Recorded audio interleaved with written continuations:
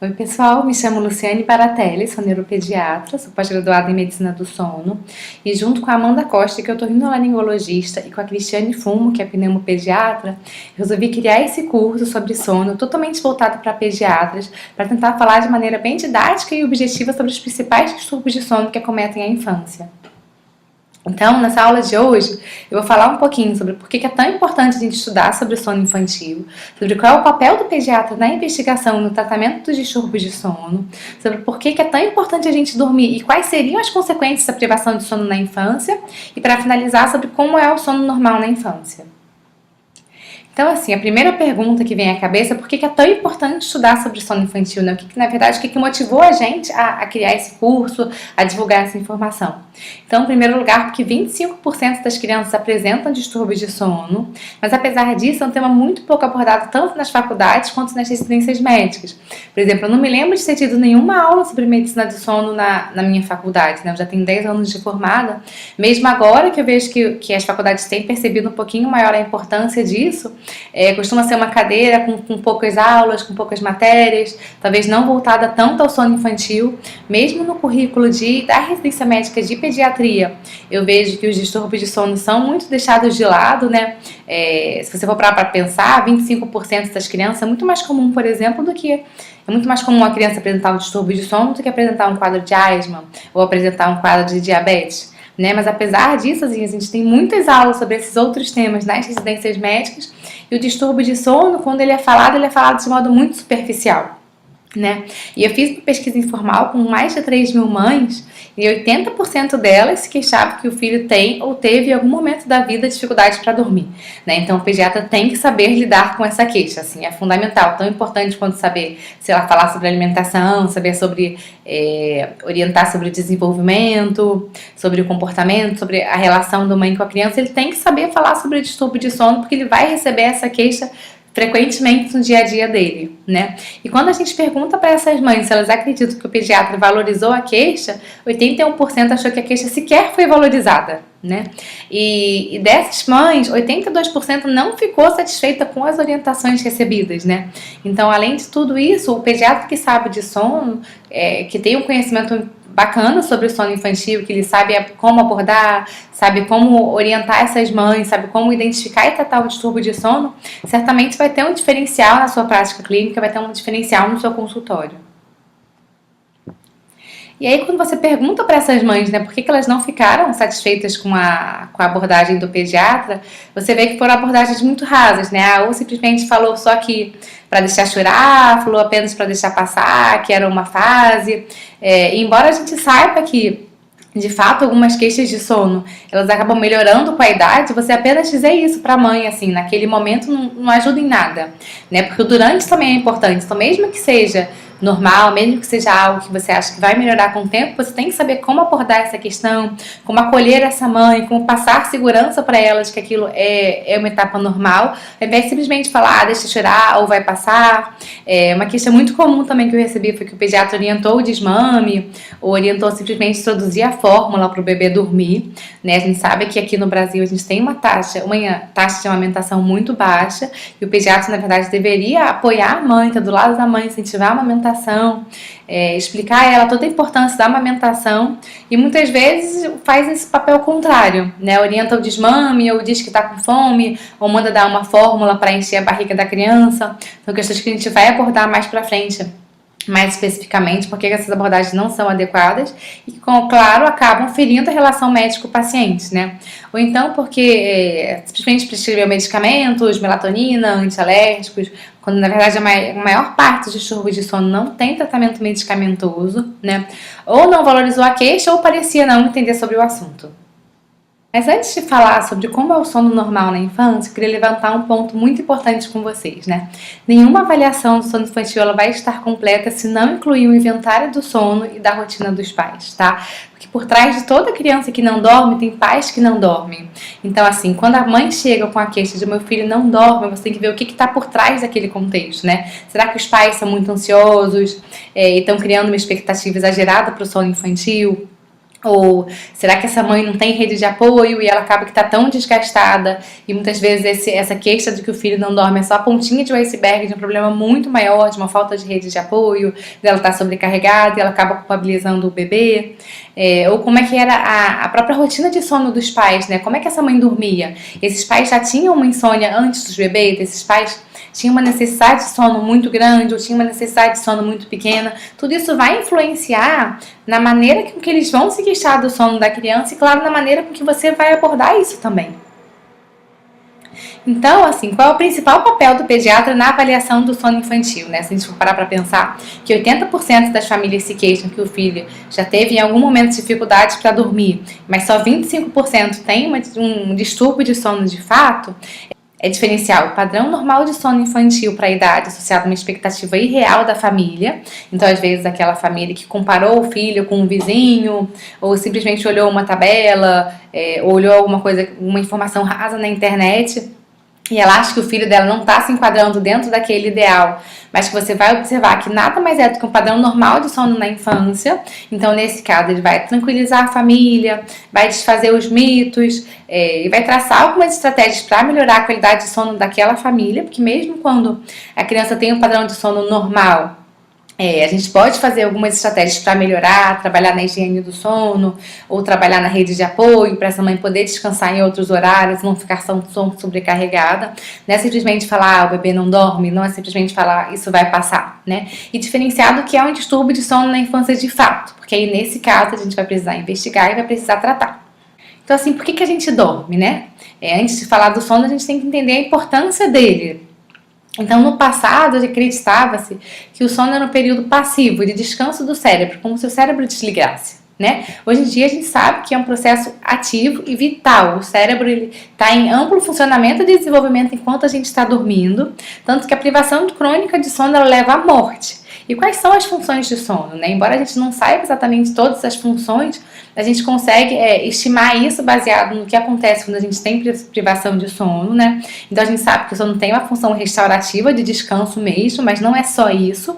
Ele também é fundamental para a regulação dos hormônios, então a secreção dos hormônios varia muito ao longo do dia. Se você tem uma privação crônica de sono, você vai influenciar também nessa liberação hormonal. Também é fundamental para a consolidação da memória, para o desenvolvimento do cérebro e para o aprendizado. Então, por isso é tão importante a gente saber diagnosticar e tratar esse distúrbio de sono na infância, para permitir que o cérebro se desenvolva da maneira adequada. E quais seriam as consequências da privação de sono na infância? Né? Elas são muitas.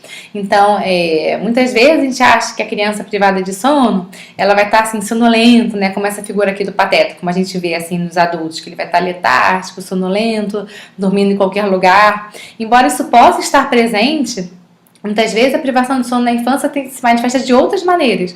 Pode se manifestar com uma dificuldade no aprendizado, porque a criança, para aprender, ela tem que estar alerta, né? Uma criança que não dorme, ela não vai conseguir aprender, ela vai ficar sonolenta na sala de aula, o estado de alerta dela vai estar prejudicado, e isso às vezes pode se manifestar com uma dificuldade na escola. Ela também pode ter problemas no comportamento, porque vai ser aquela criança mais irritadiça, que explode por qualquer coisa. Ela pode ter um aumento de peso, né, porque a privação crônica de sono faz com que a gente acabe tendo preferência por alimentos com mais carboidratos ou coma mais por impulso.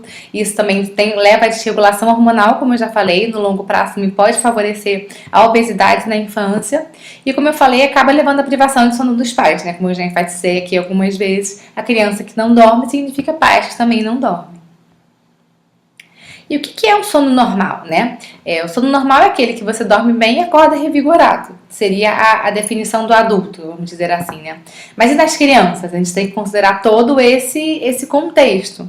Mas assim, quais parâmetros que a gente pode utilizar para a gente poder saber mesmo dentro daquele contexto se o sono da criança estaria normal ou não? Então são diversos parâmetros. O primeiro deles são os sintomas diurno, a duração total do sono, como é que essa variação circadiana, qual é a latência do sono e os despertares noturnos que essa criança apresenta, se ela tem sintomas respiratórios e como é essa movimentação dela durante o sono. Então, assim, costumo dizer que a avaliação do sono, ela começa avaliando a criança durante o dia. Então, antes de você fazer um inventário do sono, você fazer um diário do sono, você tem que saber se a criança está crescendo adequadamente, está ganhando peso adequadamente, se a criança está tendo desenvolvimento conforme esperado, ela está aprendendo bem na escola, como é que está sendo o comportamento dela. Se a criança tem alguma doença de base, ela tem alguma alergia, ela tem refluxo, ela tem alguma doença respiratória. Como eu falei, como é o sono dos pais, porque isso acaba repercutindo diretamente no sono da criança, né? Como é essa rotina da família, né? Que horas que os pais chegam do trabalho? O pai chega do trabalho 10 horas da noite, a criança quer ficar com os pais, então pode ser que ela não vai conseguir dormir cedo porque ela está eufórica, ela quer aproveitar esse momento com a família. São diversos pontos importantes que a gente tem que estar alerta para poder ver o sono da criança como um todo. E não simplesmente assim, contar quantas horas ela dorme e dizer se está normal ou se não está normal. E claro, fazer o exame físico detalhado. A gente vai falar mais um pouquinho nas aulas mais pra frente. A Amanda vai falar sobre isso na aula de apneia do sono, sobre quais sinais que você acaba observando no exame físico que podem falar a favor dessa criança estar privada de sono. Então, assim, em primeiro lugar, né, pra gente começar a avaliar o sono em si da criança, a gente tem que saber qual o tempo total de sono recomendado na infância. Né? A gente, na verdade, não tem um número estabelecido, a gente tem um intervalo de normalidade e é importante a gente estar ciente que o tempo total de sono ele é maior, conforme menor é a criança, né? E conforme menor ela é, maior é a amplitude desse espectro. Então, assim, se a gente for pegar num recém-nascido, por exemplo, em média, eles dormem de 14 a 17 horas, mas a gente consideraria aceitável de 11 a 19 horas. Então, é um espectro muito amplo de sono, né? Então, por isso é tão importante a gente ressaltar para os pais que para evitar ficar comparando um bebê com o outro, porque a gente tem um intervalo de normalidade muito grande, né? E na adolescência já cai para 8, 10 horas de sono, que é bem próximo dos adultos. Então, acho que o primeiro passo quando a gente avalia uma criança com uma queixa de sono é saber quanto ela efetivamente dorme, contando o sono da noite, contando as sonecas, e saber se tu tá dentro do que seria adequado para aquela idade. Mas esse não é o único parâmetro, a gente tem que avaliar algumas outras questões. Então, por exemplo, a gente tem que avaliar como é que está o ritmo circadiano dessa criança, né? O ritmo circadiano nada mais é do que o nosso ritmo interno, que ele dura ao redor de 24 horas, que ele compreende, na verdade, o nosso período de sono, de vigília, e isso ao longo das horas do dia. Então, como é que seria o normal, né? A gente acorda de manhã, conforme o tempo vai passando, vai aumentando a nossa necessidade de sono, até que chega aquela hora que a gente dorme, e vai diminuindo as necessidades de sono, essa vontade de dormir, até você acordar bem revigorada, né? E como que funciona esse ritmo circadiano na infância?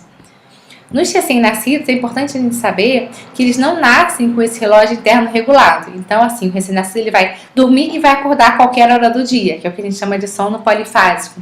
Então, ele vai ter ciclos que duram mais ou menos 3, 4 horas de sono, intercalados por um intervalo de vigília pequeno, que dura às vezes ao redor de 1 hora, até um pouquinho menos, que é o período que ele vai se alimentar. E nessa idade não tem muito que a gente fazer, assim, porque o relógio está muito imaturo, ele ainda não responde muito bem à luz, à escuridão, os hormônios de sono e vigília ainda estão muito desregulados. Então, é basicamente saber que ele pode dormir e acordar a qualquer momento. Entre 1 e 3 meses, esse ritmo circadiano ele já passa a ser um pouquinho mais regulado e aos pouquinhos a criança vai tendo o predomínio do sono noturno. Então, mais ou menos ao redor dos 3 meses, que ele já vai ter uma influência maior da melatonina, né? Que é o hormônio facilitador do sono. E ele já tende a concentrar o sono na maior parte durante a noite. Mas esse sono ainda é muito picotado, então tem muitos despertares. E ainda é bem comum ele tirar várias sonecas durante o dia. Entre 1 e 2 anos, mais ou menos, ele vai passar para aquele padrão bifásico, que é ter a grande parte do sono durante a noite, associada a uma soneca ou no máximo 2 durante o dia. E ao redor dos 3 a 5 anos ele já passa ao padrão monofásico, que é quando ele vai consolidar todo esse sono durante a noite e vai parar de tirar essa sonequinha na manhã. Na adolescência corre uma grande outra mudança muito importante no ritmo circadiano, que é quando acontece o atraso fisiológico de fase. O que é isso? O adolescente ele sai daquele padrão de acordar cedo e dormir cedo e ele passa naturalmente a dormir tarde e acordar tarde.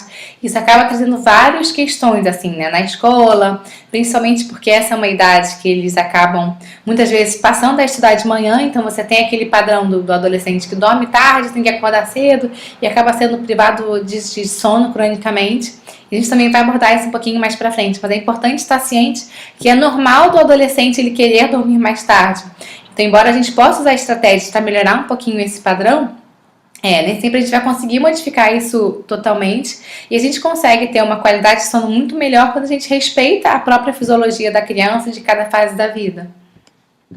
O outro ponto muito importante de ser avaliado, e bem difícil na verdade, seria a latência para o sono, né? Quanto tempo essa criança demora para dormir, como é que é esse processo desde o início da rotina de sono até o adormecimento de fato, e a frequência dos despertares noturnos, né? Até que costuma ser uma queixa muito frequente, principalmente nos bebês. É difícil a gente avaliar isso, porque a gente não tem uma tabela totalmente padronizada, dizendo quanto seria normal de despertares, de latência para o sono.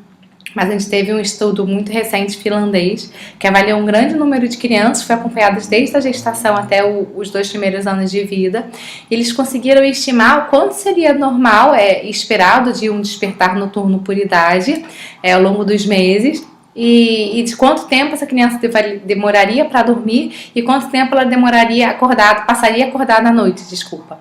Então, assim, por exemplo, você pegando um bebê de 12 meses, né, eles considerariam que esse bebê ia acordar até 2 vezes e meia à noite, seria considerado normal, até 4 vezes à noite chamaria já a atenção, né, de que poderia ser feito algo para melhorar, então você pode instituir medidas de higiene, e mais do que 4 vezes à noite você já deve contactar um profissional de saúde para poder investigar o que está acontecendo e fazer uma abordagem mais adequada para essa criança. E como eles avaliaram também o tempo que essa criança leva a adormecer, então até 30 minutos seria considerado normal, até 40, de 30 a 40 já chamaria atenção, e mais de 40 também tem essa necessidade de você encaminhar para um profissional de saúde. E a gente também vai abordar isso um pouquinho melhor mais para frente nas outras aulas, especialmente na que falar sobre insônia do lactente. E além disso, a gente também tem que avaliar os sintomas respiratórios, se a criança ronca, se a criança apresenta alguma pausa respiratória, algum outro sinal de apneia do sono, que a Amanda vai falar mais especificamente sobre isso na aula de apneia. E também a movimentação dessa criança durante o sono, se ela apresenta movimentos voluntários, movimentos involuntários, o quanto que isso pode estar prejudicando, se isso pode ser algum distúrbio, se é apenas a movimentação natural da criança. E a gente também vai ter uma aula só especificamente sobre isso mais pra frente.